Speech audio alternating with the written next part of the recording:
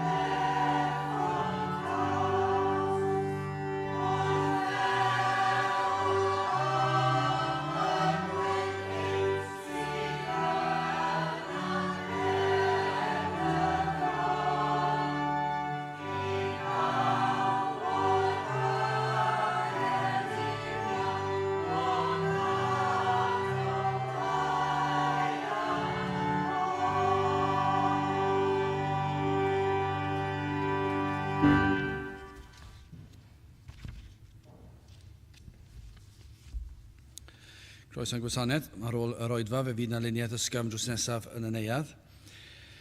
Fe fydd ein cwrdd gweddi misol yn cael ei gynnal ar y drydydd nos Iau o'r mis, sef Mehefin 21.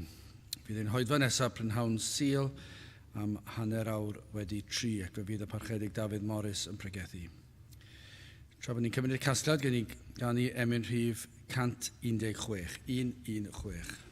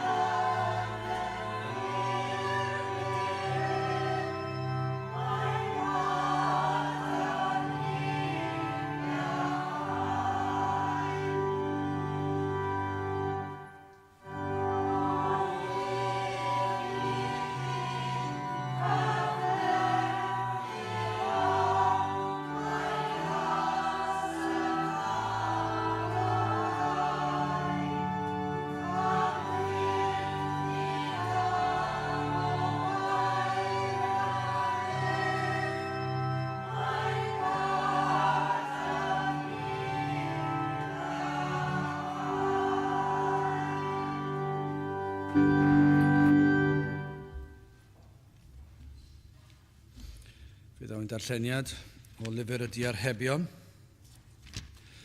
sydd ar ôl y salmau. Diarhebion, pennod 21, ac yn dechrau yn yr adnod gyntaf. Diarhebion, pennod 21, ar adnod gyntaf. Fel afonydd o ddwfr y mae calon y brenin yn llaw yr arglwydd, neu fe ai 3 hi lle ymuno. Pob ffordd gŵr sydd uniawn yn ei olwg ei hun, ond yr arglwydd a bwysa y calonau. Gwneithir cyfiawnder a barn sydd well gan yr arglwydd nag aberth, uchder golwg a balchder calon, ac ar yr aniwiol sydd bechod, bwriadau y diesgeilus sydd at helaethrwydd yn unig, ond yr eiddo pob prysur at eisiau yn unig. Trysorau y gasglir a thafod celwyddog, a chwelir megis gwagedd gan y neb sydd yn ceisio angau. Anrhaeth yr aniwiol a'i difetha hwynt am iddynt wrthod gwneithir barn. Trofais a diethyr yw ffordd dyn, ond y pyr sydd uniawn ei waith. Gwell yw bod mewn congl yn nen tŷ na bod gyda gwraig anynad mewn tŷ eang. Enaid yr aniwiol a ddeisif ddrwg, nid grasol yw ei gymydog yn ei olwg ef. Pan gosber gwatwarwr y bydd yr ehyd gallach, a phan ddysger y doeth efe a dderbyn wybodaeth. Call y mae y cyfiawn yn ystyried am di'r aniwiol, ond y mae Duw yn difetha y rhai aniwiol am ei dregioni. Byddai bendith Duw ar ei air sanctaidd ef. Gydewch ni nawr droi at ein harglwydd mewn gweddi. I ni yn diolch i ti unwaith eto o Dduw ein bod yn gallu dod i'th di ac yn gallu dod ger dyfron trwy hyddiannau dy fab a'n gwaredwr yr arglwydd Iesu Grist. Ac i ni yn diolch am bob un cyfle i cael dod i'th gwmni, i cael dod i'th di, i geisio dy wyneb, i ganu dy glodydd. I ni yn gofyn o Dduw a byddwn ni'n cael blasu wrth bresenoldeb, a byddwn ni yn gwybod y fod ti yma neu'n plith. I ni yn gofyn o Dduw a byddwn ti yn tywallt ysbryd arnom mewn ffordd nad i ni erioed wedi brofi o'r blaen. I ni yn gofyn am blas o'r hyn a brofodd ein gwlad ni blynyddoedd a fi. I ni yn diolch i ti am yr hyn sydd wedi digwydd yn y wlad yma, o'r gogledd i'r de ac o'r dwyrain i'r gorllewin. Bob un rhan o'r wlad hon wedi profi rhywfaint o'th fendithion di a'r ysbryd glân yn dod i lawr. O Dduw, i ni'n gallu gweld mewn ardaloedd poblog ac hefyd mewn ardaloedd gwledig yr wyt ti wedi ymweld ar wlad hon. Ac i ni yn gofyn am rhywbeth tebyg eto. I ni yn gofyn am ymweliad o ddifri. I ni'n gofyn i ti dywallt ysbryd arnom ac i ddwy'n pobl at y ti dy hun trwy dy ras sydd yn anorchfygol. I ni yn gofyn am ein hoedfa ni yma, y bydde di yn ein bendithio ni yma, y bydde di'n dod lawr ein plith, y bydde di yn trigarhau wrthym, y bydde di yn gweithio, ac y bydd na ffrwyth i'r ymdrechion hyn y prynhawn hwn, ac y mae ti fydd yn cael y mawl a'r clod. I ni yn gofyn o Dduw y bydde di yn dod ac yn agor llygaid mwyn iddynt cael gweld ei hangen am waredwr. O Dduw, rhai llygaid sydd mor dyn ynghau, sydd yn gwrthod agor, clistiau sydd yn gwrthod gwrando. O Dduw, ond yr wyt ti yn holl alluog, ac yr wyt ti yn abal i beri i'r deillion i weld ac i'r byddar i glywed. Ac felly o Dduw, i ni yn gofyn y bydde ti yn dod lawr ac yn gwneud y pethau yma. Pethau rhyfeddol yma, o Dduw, pethau sydd yn ymddangos y tu hwnt i bob posibilrwydd yn ein golwg ni. Ond o Dduw, i ni hefyd yn gwybod fod y pethau hyn yn bosib, ac yn gofyn y byddwn ni yn cael profi o'r nerth yma sydd o ddifri yn dod lawr i'n plith. I ni yn gofyn am ddiogelwch yr holl alluog hefyd arnom ni yma yn ystod y dydd a'r dyddiau sydd yn dod, a bydde ti yn diogelu'r ymdrechion yma yn yr rhan yma o'r wlad, ac y bydde ti yn diogelu dyweision ar hyd a lled o wlad. Byddant yn cael yr nerth a'r hyddid i gyhoeddi ffordd iachawdwriaeth. Tyrd felly o Dduw trigarhan awr wrthym, bendithio ni, arwain ni yn ein haddoliad. I ni'n gofyn hyn oll trwy enw ac heiddiant ein harglwydd Iesu Grist. Amen.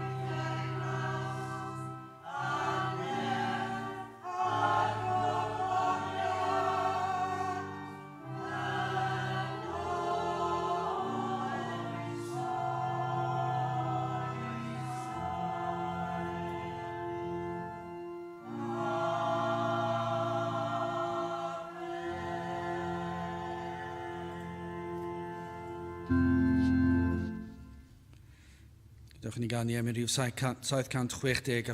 765. Nid wy'n gofyn bywyd moethus air y byd, na i berlau man. Gofyn rwyf am galon hapus, calon honest, calon lan. 765 gen i sefyll i'w chanu.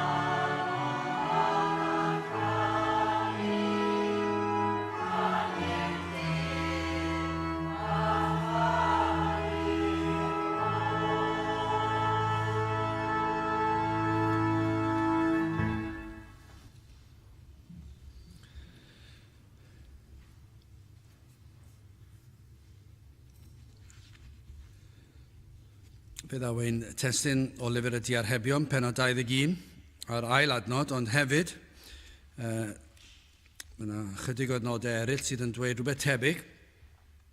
Na ddarllen yr un yma'n gyntaf, Diarhebion 21 adnod 2, pob ffordd gŵr sydd uniawn yn ei olwg ei hun, ond yr arglwydd a bwysa y calonau. Gyda pennod 16 ar ail adnod, holl ffyr dyn ydynt lan yn ei olwg ei hun, ond yr arglwydd a bwysa'r ysbrydion.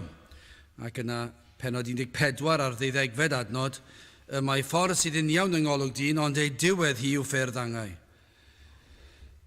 Nawr, pan yn dod ar draws yr adnodau yma, bob tro, mae'r meddwl yn tueddol i grwydro, ac yn aml y meddwl am sefyllfa fel rhyw falle gystadleuaeth fawr ac yn helir ar y sil. I ni yma yng Nghaerdydd yn profi hyn yn aml. Mewn chydig wythnosau, os dwi wedi deall yn iawn, dath rhywbeth trwy'r post ac mae'n mynd i effeithio arno ni yn fawr iawn. Mae yna rhyw ras feics yn dod unwaith eto i dde Cymru, a dwi'n siŵr bod yn dod yn ddiam, rhaid fi checio'r dyddiadau eto, ac fe fydd y lôn lle ni'n byw arni wedi gau. Ddim yn ystyried pobl mynd i'r cwrdd, ddim yn ystyried dim i felly, a dim dwi'n meddwl wedi gau. Mae wedi gau 8 o gloch y bore, tan di hanner awr di 4 yn y pnawn. Ac felly, fydden ni'n colli'r bore a'r prynhawn. So, os chi'n gweld fynd o neb yn sefyll yma yn y pwlpit, chi'n gwybod beth sydd wedi digwydd. Lle mae rhaid i ni adael y tŷ tua hanner oed i 7 yn y bore. Fe fyddai falle rhoi galwad ffôn iddyn nhw i weld ydyn nhw'n fodlon wneud rhyw drefniant arbennig ar ein cyfer ni. Ond fe fydd na filoedd ar filoedd ar filoedd o bobl yn gwylio ac yn cymryd rhan ac yn beicio dros y mynydd ac mewn i'r cymoedd a lawr i'r dinas ac i'r bai ac yn y blaen. I ni hefyd yn profi hyn yn y ddinas yma, lle mae yna gemau mawr yn cael ei gynnal yn nghanol y dref. Gemau pêl-droed a gemau rygbi neu cyngherddau, cyneuwyr pop ac yn y blaen, grwpiau pop. A mae rhain yn cael ei gynnal yn aml ar y sil. Ac i chi'n gweld miloedd ar filoedd yn mynychu'r pethau yma. Ac i ni'n gwybod yn syth o'r ysgrythyr, os ydyn ni'n darllen yr ysgrythyr ac yn credu'r ysgrythyr, i ni'n gwybod fod y pethau hyn yn anghywir. Yn ôl yr ysgrythyr, yn ôl y Beibl, mae'r fath weithgareddau yn anghywir ar y sil. Heb sôn am unrhyw beth, falle rhai pethau sydd yn fwy amheus ag eraill, ond yn sicr maen nhw'n anghywir i'w cynnal nhw ar y sil. Ni ddylid cynnal y pethau hyn ar y sil. Ni ddylir torri'r saboth. Ac eto i gyd, mae'r mwyafrif llethol yn ei wneud e. Mi fyddan nhw'n tyrru yno. Dylid cadw'r sil o'r neilltu ar wahân i'r 6 diwrnod arall i orffwys o weithgareddau'r byd ac i'w neilltu o wasanaethu Duw, ni'n gwybod hynna. Ond byddai'r rhai yn dadlau, pa niwed sydd yn beth i ni yn ei wneud? Allwch chi ddychmygu fe, mae wedi digwydd. Sa'n gwybod beth oedd yr un diwetha, ond yn aml, falle pan mae Cymru'n ein arbennig o dda, ac falle bod yn dod lawr i'r gêm olaf, ac ar y gêm olaf bod nhw'n mynd am y bencampwriaeth neu'r gamp lawn. Ac mae'r gêm ar y sil. A mae'r gêm yn cael ei gynnal, dwedwch chi, yng Nghaerdydd. Mae pawb yn gyffroes. Ni wedi bod yn dilyn bob un gêm, Cymru di ennill, sawl un, mynd am y bencampwriaeth. Mae yna rhyw fath o ymdeimlad o barti mawr, falle bod yna hyder mawr a bydden nhw'n ennill y gêm yma, ac os ennill fydd yna ddathlu. A'r haul yn tywynnu, dwedwch, a'r awyr yn las, a'r torf yn tyrru i'r brifddinas, ac ystrydoedd yn fôr o goch. A petai ar ddi Sadwrn, bydden ni'n ymuno dyn nhw siwr o fod, achos dwi'n licio'r peth, dwi'n licio'r gêm. Mae ar y sil. Ond dyw'r mwyafrif llethol o'r un, os nad pob un o'n nhw, hyd yn oed yn sylweddoli bod yna wahaniaeth mae'n digwydd bod ar y sil. Yr unig anhawster yw bod rhaid nhw deithio nôl i'w gwaith a ddim yfed gymaint ar y dydd sil ac a bydden nhw ar y dydd Sadwrn. Dyna'r unig anhawster sydd yn dod ar eu traws nhw. Dyn nhw ddim hyd yn oed wedi meddwl ei fod e'n sil.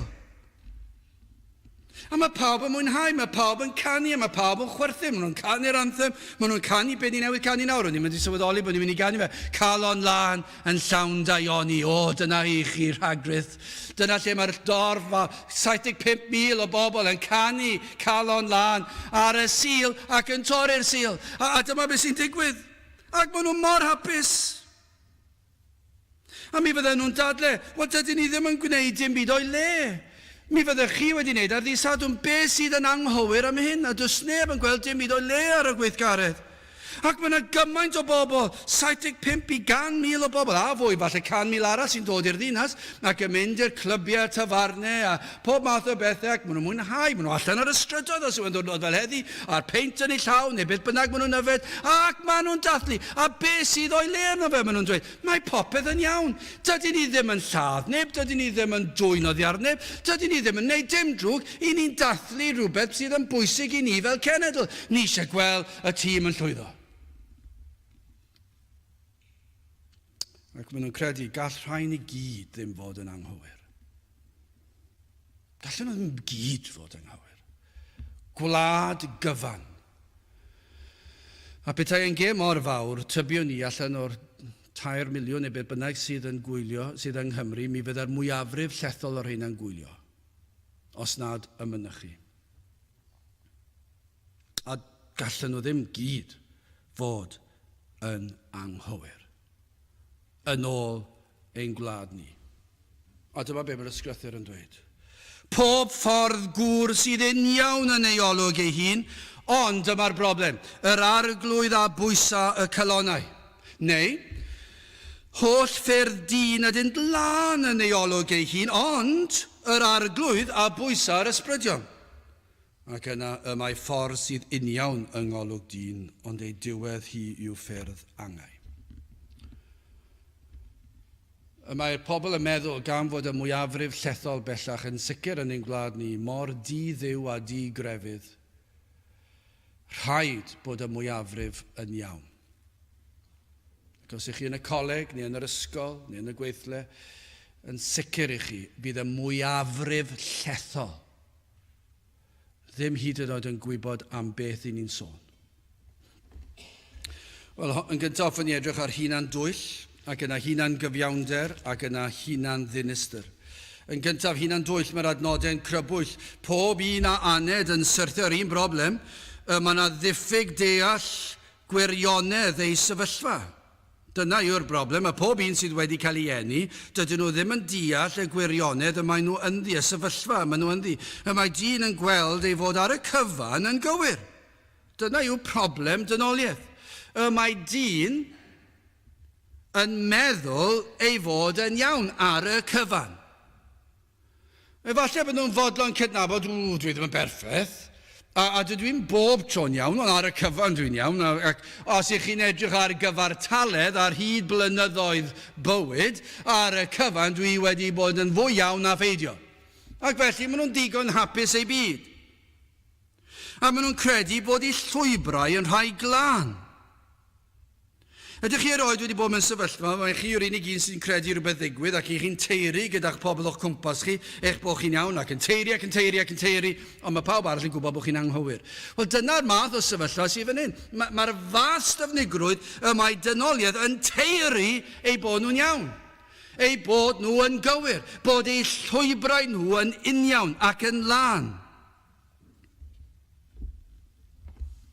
Daw hyn, oherwydd cyflwr y genir pob dyn iddo, sef cyflwr o bechod. Un i'n bechaduriaid, un i wedi cael ein geni yn bechaduriaid. Oherwydd Adda ac Efa, oherwydd eu pechod nhw sydd fel ein cynrychiolwyr ni, mae daeth pechod i'r byd. Ac felly, ers Adda ac Efa, mae pob un baban sydd wedi cael ei eni yn cael ei eni yn bechadur.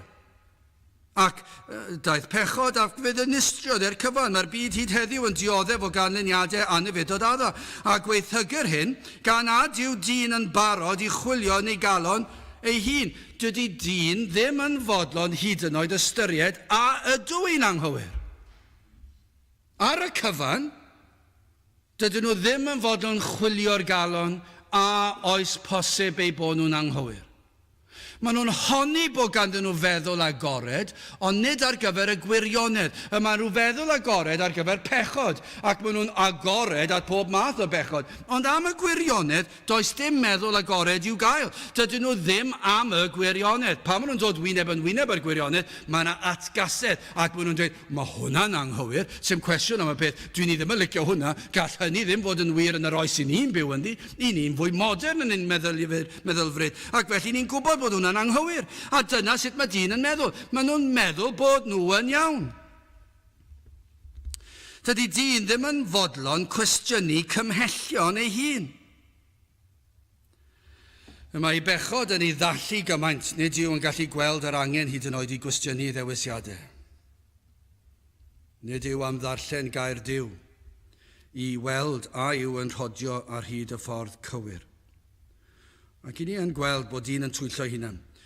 Os am eiliad mae ei gydwybod yn pigo, mae e'n boddi'r gydwybod gyda sain llawer o bethau. Mae e'n pentyrru pethau mwyn boddi'r cydwybod.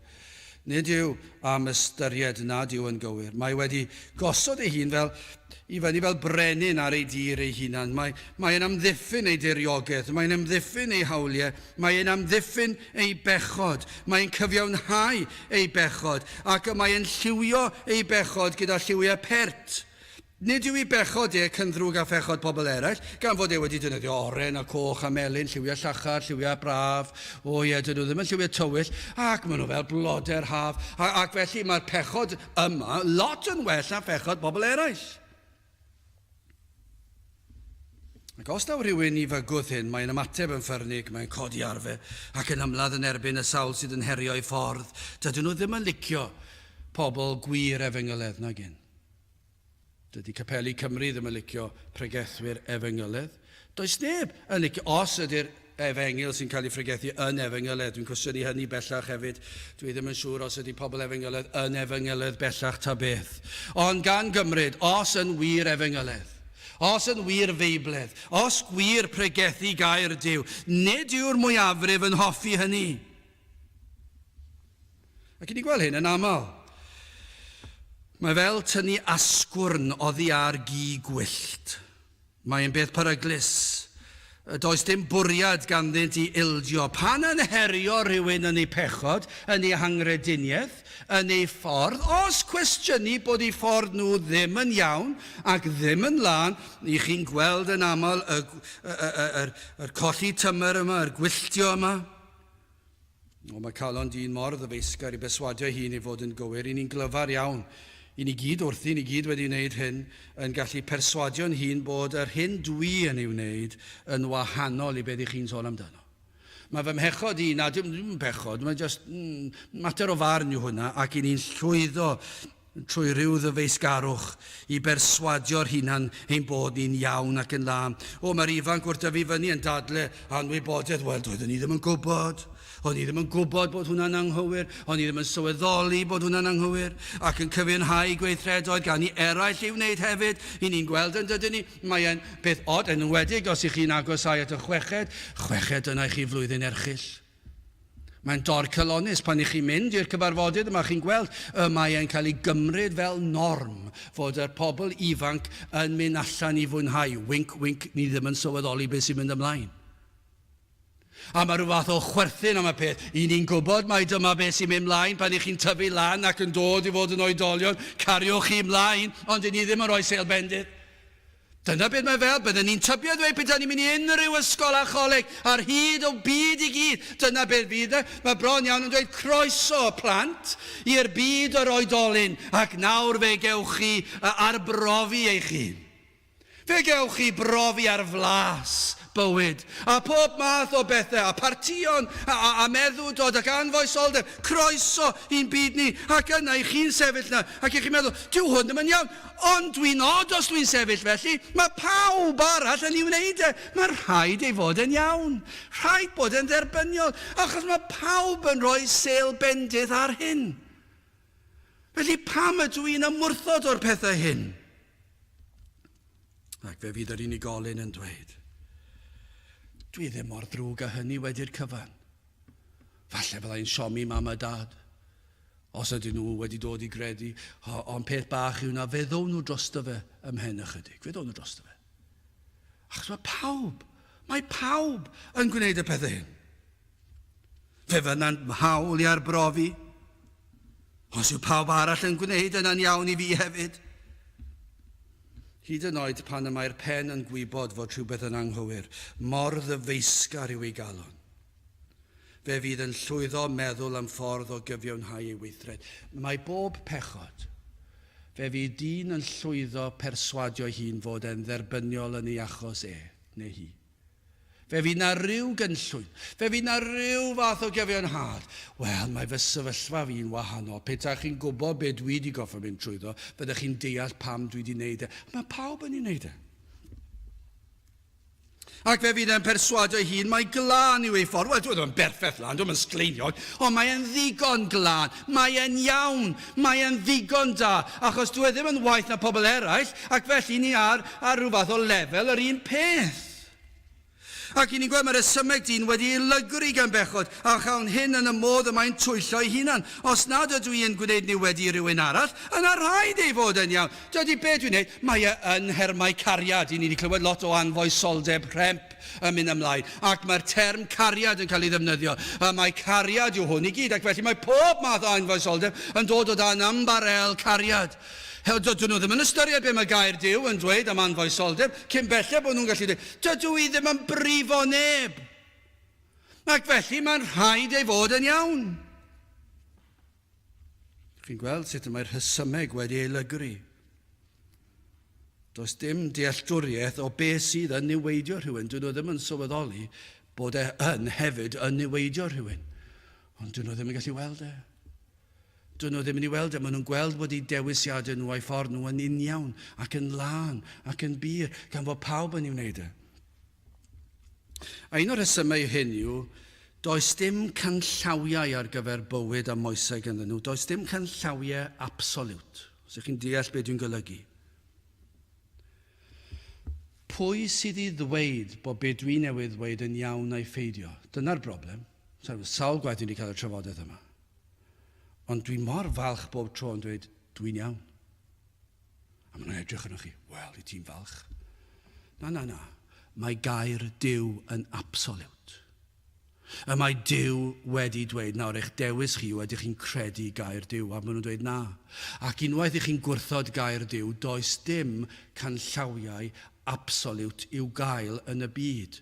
Does dim. Llywodraeth yn penderfynu ar ryw gyfraith, ac os ych chi'n torri'r gyfraith fe ewch i'r carchar neu cael ryw ddirwy, ond ar wahân i na, dwi ddim yn absolute. Pwy sydd wedi rhoid yr canllawiau yma, yr moesau yma, yr rheolau yma, ac y mae dyn yn dod i fyny gyda'i canllawiau ei hunan. Ac dyma'r broblem. Gan na does canllawiau absolute ganddyn nhw, does neb ganddyn nhw'n gallu dweud, o, dyma ble dwi wedi cael y safbwynt yma, maen nhw wedi creu eu moesau eu hunan. Maent yn gweithredu'n llwyr ar ddyn pechadurus yn dyfeisio cyfreithiau.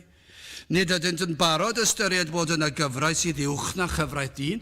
Dydy'r dynoliaeth heddiw, dydy'r wlad yma ddim yn fodlon ystyried fod gair Duw yn uwch a bod yn berffaith. Mae yna gyfraith ac mae'r gyfraith honno'n gwbl berffaith. Ond mae yna llywodraethau yn yr oes yma, mewn sawl gwlad ar draws y byd, yma nhw'n mynd ac yn creu eu cyfreithiau hunan sydd yn groesi gyfraith Duw. Ni'n cofio'r diwrnod pan benderfynodd llywodraeth i agor caniatáu siopau agor ar y sil. O'r niwed maen nhw wedi wneud. Sky yn dod a BT nawr a pob math o Sianeli yn mynnu cael chwaraeon ar y sil. O'r niwed maen nhw wedi wneud. A mae hwnna yn ystod fy oes i. Yma'r dirywiad wedi bod yn anferthol. Ond mae e'n edrych yn iawn, does dim niwed i neb. Cicio pel yw e, agor siop yw e, pa waniaeth yw e? A mae'r llywodraethau hyn yn gwneud eu cyfreithiau yn seiliedig ar rhesymeg sydd yn bechadurus. Dydyn nhw ddim yn deall ei bod yn torri cyfraith yr arglwydd. Does dim ots ganddynt bod nhw'n torri'r sabodd. Nid yw ei air wedi ystyried erioed yn ei bywydau. Maent yn sicr ei fod yn iawn peidio ddoli Duw ar ei ddydd. Maen nhw'n benderfynol nad oes ots ei bod wedi dilyn canllawiau gwahanol i air Duw a'i bod wedi dyfeisio moesau ei hunan. Maen nhw'n ddigon hapus ei byd. Ewch i Capel y Rhath Brynhawn yma, fe fydd y mwyafrif llethol heb gadw'r sabodd. A bydd o ddim yn gwybod beth yw'r sabodd. Ewch i ganol dinas Caerdydd heddi, a fe gewch chi baned o goffi siwr o fod ag unrhyw beth arall, a fi dim syniad ganddyn nhw bod yna oed fawn yn cael ei chynnal. Dim syniad. A maen nhw'n ddigon hapus ei byd. Ac maen nhw'n meddwl ei bod nhw'n uniawn ac yn lân. Dyn nhw ddim yn gwneud niwed i neb, dyn nhw ddim wedi taro neb, dyn nhw ddim wedi dwynoddi ar neb, dyn nhw ddim wedi lladd neb. Gadewch ni symud ymlaen. Hunan gyfiawnder. Os yw hyn yn wir o'r pechadur sydd yn rhodio ar lwybr di-dduw, dyna i chi ddisgrifiad o'r di-dduw, ni wedi disgrifio nawr pobl sydd yn ddi-grefydd.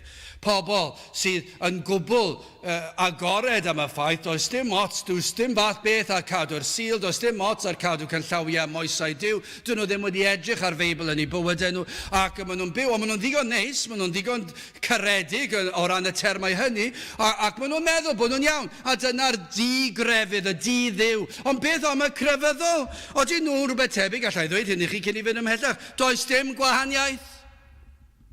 Capelwyr neu di-gapelwyr. Maen nhw yn yr un cwch, ac mae'r adnod yma'n disgrifio nhw gyd. A mae'r rhai sydd yn herio Duw a dweud nad yw yn bodoli, nad oes rhaid dilyn ei air na chadw ei ddydd, mae hefyd yr un mor wir o'r crefyddol. Yr un yw ei cyflwr, ond yn dangos symptomau gwahanol. Mae e'n cael ei weld mewn ffordd gwahanol, ond yr un yw ei cyflwr. Mae'r crefyddol, pa bynnag grefydd, Ond yn sicr fe welwn hyn ymhlith yr rhai sydd yn proffesu Cristnogaeth, a hyd yn oed ymhlith yr rhai sy'n profesu'r ffydd Efengylaidd. Maent wedi dyfeisio crefydd bersonol sydd yn ymddangos yn iawn. Mae'n edrych yn iawn. Yn eu barn nhw, mae llwybr nhw'n lân ac yn grefyddol. Bu llawer o air Duw yn eu crefydd nhw. Mi fyddant yn cario Beibl i'r capel. Ac fe cant eu termau o'r Beibl. A defnyddio hanesion o'r Beibl. A petawn ni'n holi nifer o proffeswyr heddi, cawn atebion am y Beibl. A bydd defnydd o hanesion y geni, bydd cyfeirio at weinidogedd Iesu Grist, ac hyd yn oed adeg y Pasg byddant yn cyfeirio at parodrwydd Iesu Grist i gael ei ladd. Ac efallai na fi dealltwr y llawn, efallai bydden nhw'n dweud bod y roes yn ganolog hyd yn oed. A fydden nhw'n mynd cymbelled â hynny. Ac maen nhw'n dyrchafu Crist fel Merthyr i'w admygu. Ond fi'n credu bod yr adnod yma dal yn yr un mor berthnasol i'r rheini, pob ffordd gŵr sydd union yn ei olwg ei hun. Holl ffordd dyn ydynt lân yn ei olwg ei hun. I ni'n gallu meddwl bod ein llwybrau ni'n lân ac yn union hyd yn oed y myd crefydd. Bydd y proffeswyr yn creu athrawiaeth sydd yn dderbyniol iddynt. Hyn y credan sydd yn iawn ac yn ei siwtio nhw, lle gwelir elfen o'i crefydd sydd yn gallu bod yn anodd i'w chadw ar y degau. Fe ddwedant, wel, y mae Duw yn deall ein gwendidau ac y mae Duw yn hir ymaros. Maen nhw'n defnyddio'r termau yma am Dduw, ac felly does dim rhaid mynd dros ben llestri.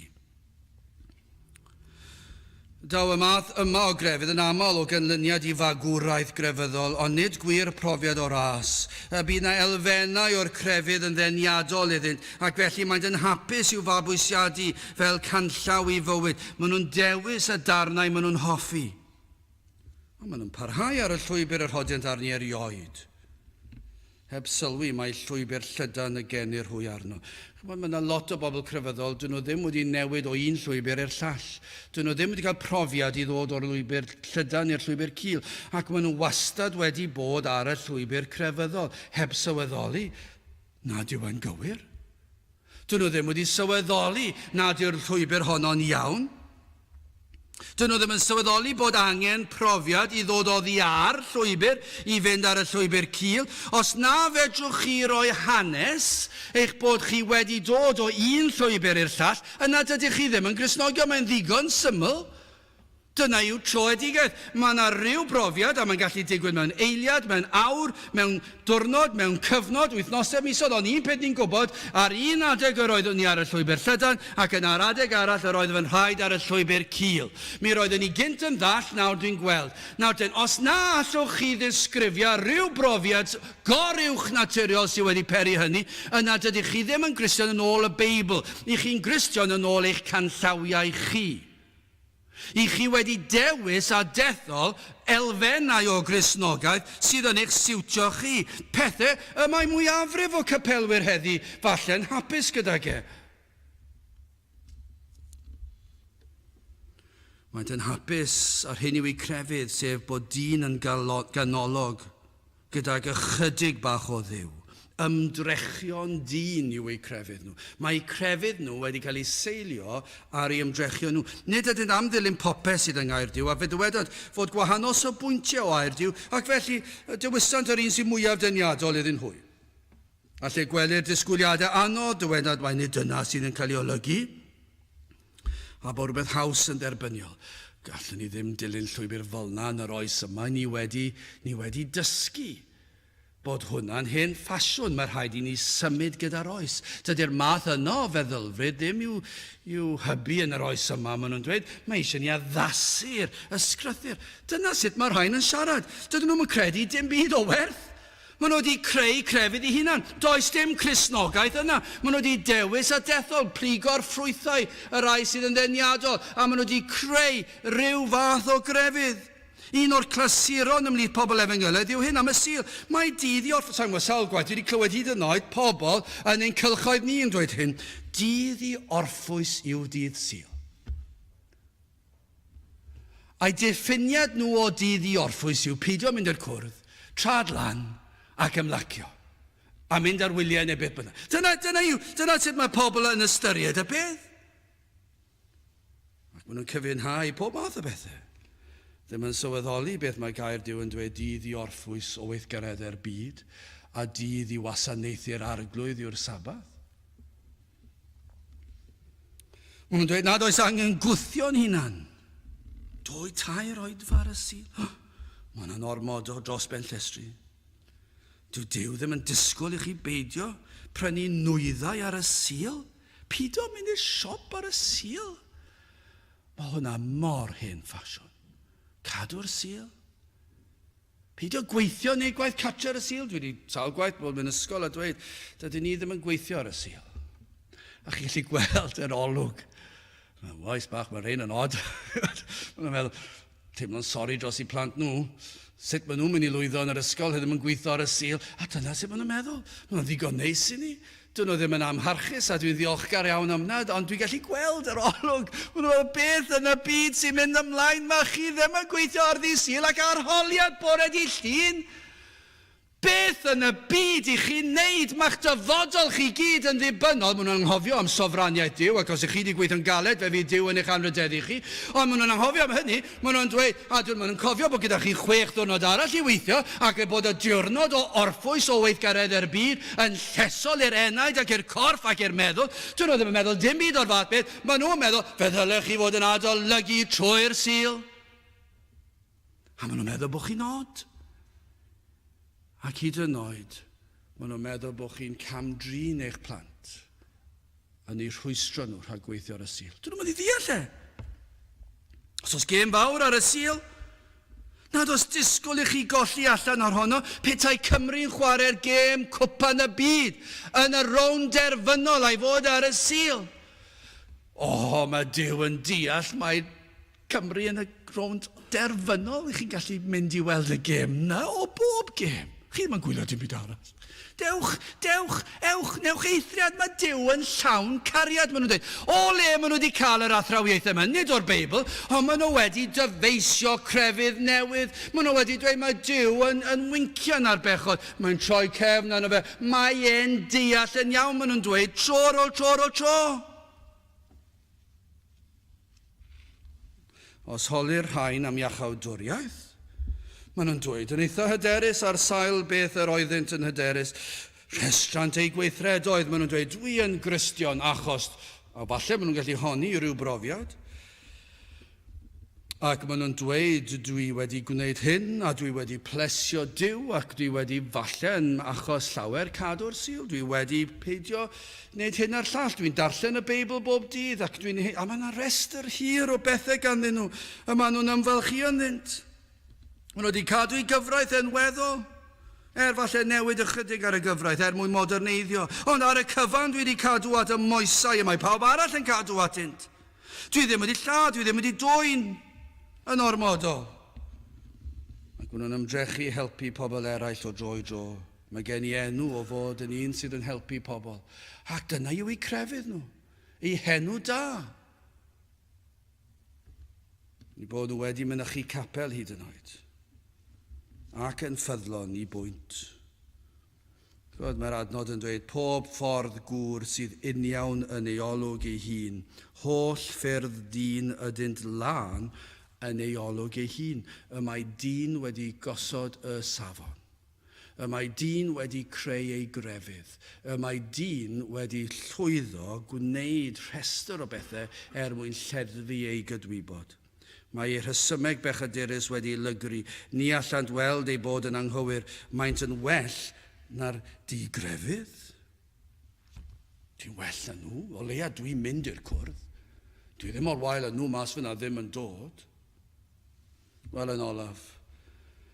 Y rhybydd fan hyn, yr hunan ddinistyr, hyn a welwn, hyd yn hyn yw bod dyn yn hunan dwyllwr. Mae'n twyllo'i hunan. Ac yn gwrthod cael ei ddysgu. Ond nid yw'n wir. Mae'n gwrthod cael ei ddysgu. Mae'n hunan dwyllwr. Mae dyn yn gwbl ddiesgus. Mae digon o gwmpas dyn I ddangos rhyfeddod y creawdwr, ac felly digon I beri dyle dyn geisio o leia, ceisio beth mae Duw yn ei ddweud yn ni. Hynny yw, os yw Duw mor fawr I greu'r fath fyd, Os ych chi'n edrych ar byd natur, os ych chi'n edrych ar y bryniau a'r mynyddoedd, ar yr awyr, os ych chi'n edrych ar yr awyr yn y nos ac yn gweld y lleiad a'r sêr, os ych chi'n gweld yr awyr yn y dydd, gyda'r cymylau heb gymylau, os ych chi'n gweld y coed a'r planhigion a'r blodau a'r ceiau gwyrdd, os ych chi'n gweld y môr a'i donau, os ych chi'n gweld yr holl bethau rhyfeddol byd natur, wedyn anifeiliad, maen nhw'n bethau pert yn dydyn. Cŵn yn anifeiliad hyfryd, ceffylau, mae gyda ni ceffylau, i ni'n gallu edrych arnyn nhw nawr, dim ceffylau da ni, ond i ni'n gallu gweld ceffylau pobl eraill. Mae'n pert, maen nhw'n rhyfeddol. Os ydy Duw wedi creu rhain, yna mae rhaid bod Duw yn abal i gyfathrebu â ni. Rhaid i fod e. Bydde fe'n od petai e ddim. Os ydy Duw gallu creu'r byd o ddim a methu cyfathrebu â dyn, y mae e wedi greu, bydde fe'n beth od. Y mae e'n gallu cyfathrebu â ni, fe all siarad â ni, ac mae e wedi siarad gyda ni. Ond dydy dyn ddim am glywed. Dyw e ddim yn ceisio. Dyw e ddim am glywed air Duw. Dyw e ddim eisiau clywed be mae Duw yn ei ddweud am sut ydw i fod i siarad â phobl eraill. Dydy dyn ddim eisiau clywed sut mae Duw am i fi ymateb pan mae rhywun yn flin i fi. Dydy dyn ddim eisiau clywed sut ydw i fod i gredu yn Iesu Grist. Dydy dyn ddim eisiau clywed sut mae Duw yn meddwl am sut dylen ni fod yn tyfu fyny ac os yn priodi beth mae hwnna'n ei olygu. Dydy dyn ddim eisiau gwybod beth mae Duw am ddweud. Mae dyn eisiau ffeindio mas beth mae e'n gallu wneud mwyn osgoi pethau caled. Ac felly mae e'n creu ei grefydd ei hun. Nid yw am glywed Duw. Mae'n yna bysach dychmygu'r hyn y dymunant iddo ddweud wrthynt. Ac felly maen nhw'n dewis y dethol adnodau i gyfiawnhau ei fod e'n grefyddol. Maent yn hoffi ac yn caru ei pechod gormod. Maent yn llawn hunan gyfiawnder. Ac felly gwthiant y gwir Dduw i ffwrdd. Maent yn twyllo'i hunan ei bod yn iawn, bod ei llwybr nhw yn gyfiawn ac yn lân ac yn bir. Twyllant ei hunan y byd Duw yn ei derbyn gan ei bod wedi creu Duw sydd yn ddall i falchder dyn a phechodau'r cnawd. Mae hunan dwyllwyr yn euog yn ôl yr adnod yma o hunan ddinistr. Dyma beth y mae dyn yn euog ohono. Y mae dyn yn hunan dwyllwr. Ac felly y mae yn euog o hunan ddinistr. Maent yn dinistrio ei heneidiau. Grandewch ar adnodau'r testyn eto. Pob ffordd gŵr sydd uniawn yn ei olwg ei hun, ond yr arglwydd a bwysa y calonau. Yr arglwydd sy'n pwyso, nid chi. Holl ffyr dyn ydynt lan yn ei olwg ei hun, ond yr arglwydd a bwysa yr ysbrydion. Y mae ffordd sydd uniawn yng ngolwg dyn, ond ei diwedd hi yw ffyrdd angau dinistr. Dyna be mae'r Beibl yn ei ddweud. Dydy dyn ddim yn sylweddoli hyn, mae'r arglwydd sydd yn pwyso'r galon. Nid ydyn sylweddoli bod ei llwybr dewisiedig nhw yn arwain at distriw, dyn nhw ddim yn sylweddoli yna. Maen nhw'n falle ambell waith yn cael rhyw falle pigo ar y cydwybod, ond maen nhw wedi gwrthio fe o'r neilltu achos maen nhw'n hoffi'r llwybr maen nhw arni. Ac felly maen nhw'n dweud gallai ddim fod yn arwain at distriw. Mae yn iawn. Maen nhw wedi addurno'r llwybr a lliwiau ysblenydd hunan gyfiawnder. Ond yn ôl gair Duw, ei ffyrdd yw ffyrdd angau. Ei diwedd yw ffordd angau. Colledig, nid ni sydd yn abal i farnu'n calonau y neidiau'n hunan. Yr arglwydd sydd wedi gosod y gyfraith. Yr arglwydd sydd wedi gosod y safon. A'r safon yw perffeithrwydd. Ac mwyn cael mynediad i'r nefoedd yn ôl y Beibl, rhaid bod yn berffaith. Dwi ddim yn gwybod sawl capel fydd yn dweud hynny bellach. Mwyn cyrraedd y nefoedd, rhaid i chi fod yn berffaith. Allech chi clywed crefyddwyr Cymru'n dweud nawr, wel dyna ni di'ch dal chi mas nawr i ti yn falch, i ti meddwl dy fod ti'n berffaith. Ac os ych chi wedi dweud hynny yna, dyna i chi anwybodaeth. Mae'n wir, mae'n rhaid bod yn berffaith.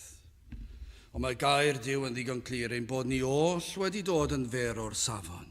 A dyna'r broblem. Mae dyn yn mynd ati newid y safon mwyn ei wneud yn bosib i fynd i'r nefoedd. Mae dyn wedi gostwng y bar fel betai maen nhw wedi tynnu fel lawr mwyn iddyn nhw gallu llwyddo mynd i'r nefoedd. Ac maen nhw wedi dod ar safonau reit lawr yn isel. Ond nid dyna yw'r sefyllfa. Mae Duw wedi gosod y safon a perffeithrwydd i'r safon. Ac os I chi ar y llwybr anghywir, mae Duw yn dweud y mae'r llwybr hon yn arwain at distryw. Ac efallai fydd yna rhywun yn dweud, wel, mae'r sefyllfa yna amhosibl felly, achos pwy all fod yn berffaith? Ond dyna yw'r efengyl. Dyna yw gair Duw, yn dweud nad yw dyn yn gallu ennill ei ffordd i'r nefoedd. Fedrwch chi fyth fod yn ddigon da I gyrraedd y nefoedd. Fydd eich crefydd chi byth yn ddigon da I gyrraedd y nefoedd. Nid yw dyn yn gallu gweithio ei ffordd I blesio Duw oherwydd ei bechod. Mae pob gweithred wedi ei lygru a phechod gyda balchder a hunan gyfiawnder. Dyna pam darparodd yr arglwydd llwybr arall I ni. Cyn llunio'r byd fe gynlluniwyd ffordd gan y drindod, ffordd iachawdwriaeth, ffordd gall Duw cyfiawn, dderbyn pechaduriad yw deyrnas perffaith. Felly mae yna rhyw ffordd sydd yn caniatáu I bechadur fynd i'r nefoedd, ond fedrwn ni ddim ei wneud ar ein pen ein hunan. Ac os ni'n dyfeisio crefydd ein hunan, fyddwn ni'n methu y mae'r ffordd honno'n anghywir. O dyma yw'r ffordd. Fe anfonodd Duw ei fab yr arglwydd Iesu Grist. Fe gyflawnodd Iesu Grist y gyfraith yn llwyr. Fe gadwodd bob ran o gyfraith Duw ac fe gyflawnodd fe'n berffaith. Mae Iesu Grist yn berffaith. Fe gymerodd Iesu Grist y gosb am ei methiant ni gadw'r gyfraith ac felly mae e'n cymryd y gosb yn ein lle ni. Tywallodd Crist ei waed mwyn I ni gael bod yn lan. Wrth I ni edrych ar ein hymdrechion ni, fe ddylsyn ei codi fyny o leini gair Duw. Dyna beth ni fod I wneud. Edrychwch y prynhawn yma ar eich gweithredoedd chi, ar eich crefydd chi, ar eich dewisiadau chi, ac dalwch nhw fyny yng ngoleuni gair Duw, a gofynnwch am yr gonestrwydd I weld, a yw rhain yn lan, yn wir lan ydyn nhw wedi llygru a balchder. Mae fy ngweithredoedd gorau fi yn ôl yr ysgrythyr megis bratiau bydron. Mae fy nghrefydd I fel bratiau bydron, ac felly wrth I ni ddyrchafu'n gweithredoedd I fyny o leini gair Duw, maen nhw'n frwnt ac yn llawn hunan gyfiawnder. Ond nid felly Iesu Grist, mae wedi cyflawni'r gyfraith yn llwyr, mae wedi cymryd y gosb am ein pechod ni. A dyma yw'r efengyl. Yr hyn y mae gair Duw yn ei ddweud, dewch at Grist, yr un a ddarparodd ar gyfer ein hiachawdwriaeth. Dewch ato ef, dewch i'r groes. Dewch a chyffeswch eich pechod. Dyna'r llwybr iawn. Dyna'r un beibledd. Dyna'r un mae Duw wedi osod I ni. Nid crefydd dyn yw honno. Dyma'r llwybr, mae Iesu Grist, mae'n lwybr cil, mae'r glwyd I fynd trwy ddyn i'n fach. Mae'n ffordd, dwi ddim ar y ffordd llydan, lle mae'r mwyafrif llethol. Mae'r llwybr hon yn un fach ac yn un gil, ond mae'n un gywir. Dyna'r llwybr mae'r arglwydd wedi ddarparu. Dewch at Iesu Grist, dewch at y groes, cyffeswch eich pechod, ac fe fydd ei waed yn eich golchi chi'n lan. Tystiolaeth y gwir saint yw hyn. Yw Iesu Grist. Os chi'n gofyn i'r Cristion, a wyt ti'n Gristion, ar sail beth wyt ti'n honni dy fod yn Gristion? Mi fyddwn ni'n dechrau poeni pan maen nhw'n dechrau rhestru ei gweithredoedd. Pwy ydyn nhw, be maen nhw wedi wneud. Ond yr eiliad I chi'n clywed rhywun yn dweud, dwi'n Gristion oherwydd Iesu Grist a'i gyfiawnder ef. Oherwydd ei farwolaeth dirprwyol. Fe gymerodd fy nghosb. Mae wedi golchi fi'n lan. Mae popeth am Grist. Iesu Grist yw'r cyfan. Gai ofyn I gloi, ar ba lwybr I chi arni? Ydych chi ar y llwybr poblogaidd?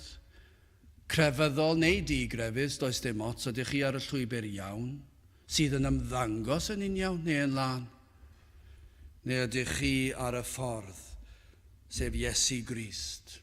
Ar y ffordd cywir, ar y ffordd pur, y ffordd mae'r Beibl yn sôn amdano. Pob ffordd gŵr sydd uniawn yn ei olwg ei hun, ond yr arglwydd a bwysa y calonau.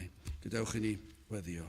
O Dduw, I ni yn diolch I ti am yr arglwydd Iesu Grist, am ei fywyd, ei farwolaeth, ei atgyfodiad, ac I ni'n diolch I ti am y llwybr cil. Ac yn gofyn o Dduw, y bydde ti yn rhoi y sicrwydd I ni, ein bod ni ar y llwybr sydd yn uniawn, nid yr un sydd yn ymddangos yn uniawn I ni, ond y byddwn ni ar y llwybr glân a ffyr, sef y llwybr sydd yn arwain at y nefoedd, sef ar yr arglwydd Iesu Grist ei hun. Tyrd gweithio ni'n plith, ni'n gofyn hyn ôl trwy enw ac heiddiant ein harglwydd Iesu Grist. Amen. Gadewch ni orffen i'n gwasanaeth trwy ganu'r emyn rhif 766. Hoff yw'r Iesu o blant bychain, llawn o gariad ydyw ef. Mae yn gwylio drostynt beunydd ar ei orsedd yn y nef. 766 gyn i sefyll uwchan.